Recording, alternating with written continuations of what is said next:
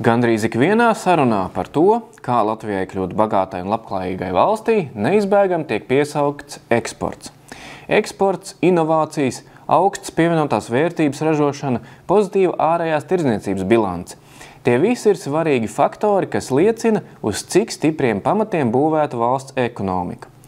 Kā Latvijai veicies attīstīt šīs jomas un kādu ietekmu uz tām atstājušas pēdējo gadu krīzes? Par to žurnāla Bilance decembra numurā saruna ar Latvijas eksportētāju asociācijas The Red Jackets valdes priekšsēdētāju Mārtiņu Tiknusu. Pirmajā paviršajā acu uzmetienā varētu šķist, kā Latvijas eksportējošajiem uzņēmējiem veids itin labi. Eksporta kopapjoms jau vairākus gadus ir audzis. Tomēr, ieskatoties dziļāk, optimisms diemžēl noplok.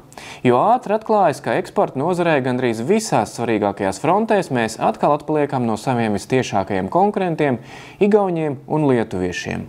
Covid laiks Latvijas, tāpat kā arī Baltijas un Austrumēropas eksportētājiem, gan bija labvēlīgs. Pandēmijas dēļ bruka globālās piegādes ķēdes un līdz ar to pasūtītāji tepat Rietumēropā pārorientējās uz tuvākiem piegādātājiem.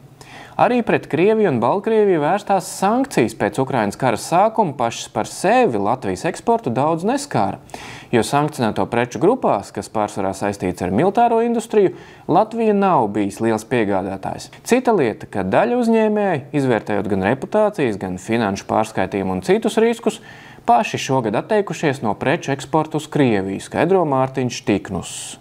Taču īstais trieciens Latvijas eksportspējai izrādījies šā gada mežonīgais cenu kāpums.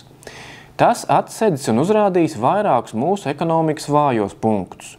Viens no tiem – vēsturiskā atkarība no Krievijas energoresursiem, kas Baltijas valstīs inflāciju ietekmē vairāk nekā citvieta Eiropā. Savukārt pasaulē ir valsts, kur enerģētikā gāze vispār netiek izmantota un kur līdz ar to energoresursu sadārdzinājumu nav vispār.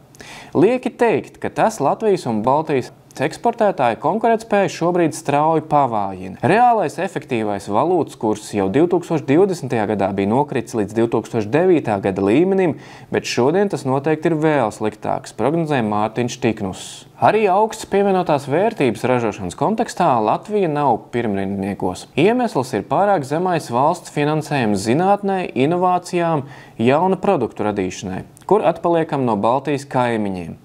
Salīdzinoši ar konkurentiem šajās jomās ieguldām vismazāk, taču tieši šeit būtu jāiegulda visvairāk, secina Mārtiņš Tiknuss. Arī no bankām uzņēmējiem finansējumu iegūt ir grūti. Biznesa kreditēšanas politika Latvijā esot ļoti konservatīva un risku nemīloša. Visbeidzot, vēl viena joma, kur konkurencē Latvija zaudējot arī saviem tuvākajiem kaimiņiem, esot augsti kvalificēta darba spēka piesaiste.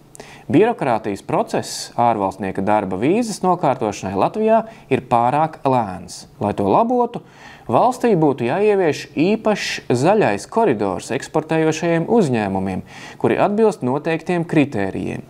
Tas attiektos ne tikai uz darba spēka piesaisti, bet arī citiem svarīgākajiem birokrātiskajiem procesiem, piemēram, būvatļaujas saņemšanai, dažādu veidu certifikācijai un tam līdzīgi.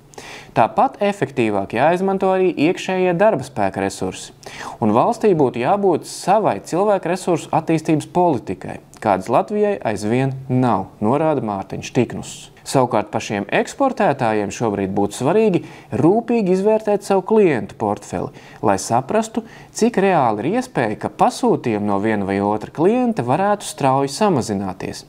Lai šo potenciālo zudumu kompensētu, jau laikus nepieciešams aktīvi strādāt pie iekļūšanas citu valstu noieta tirgos. Jo mūsu eksports būs diversificētāks, jo labāk. Jo vairāk jaunus klientus šobrīd piesaistīsim, jo labāk. Tā Mārtiņš Tiknuss.